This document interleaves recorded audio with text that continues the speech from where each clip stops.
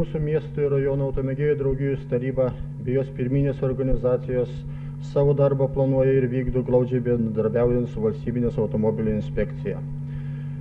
Sudaromi kasmet bendri darbo priemonių planai, kas leidžia operatyviai organizuoti įvairius masinius renginius eismo saugumui, propaguoti gyventojų tarpe bei rengti įvairius masinius reidus eismo taisyklių pažeidėjams išaiškinti. Pastoviai pirminėse organizacijose yra skaitomos paskaitos, demonstruojami kino filmai eismo saugumo tematika, rengiami susitikimai su VAI darbuotojais, kurių metu supažindinami klausytojai su autoavarijomis bei jų priežastimis, supažindinami su naujais įstatymus, suteikiamos konsultacijos automėgėjams rūpimais jiems klausimais.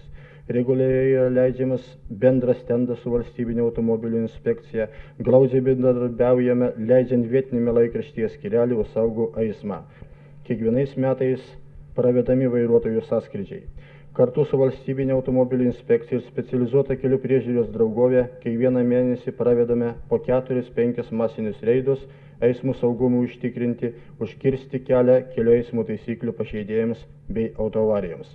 Efektyvi priemonė kelių eismo taisyklių žinioms įtvirtinti yra kvalifikacijos kėlimo kursai pagal 13 valandų programą.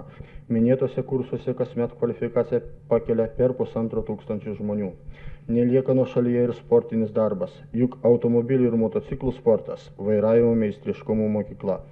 Tradicinėmis tapo pravedamos automobilių ir motociklų figūrinio vairavimo varžybos, tarybos įsteigtoms taurėms laimėti. Tradicinis tapo ir autoralis Dzūkija.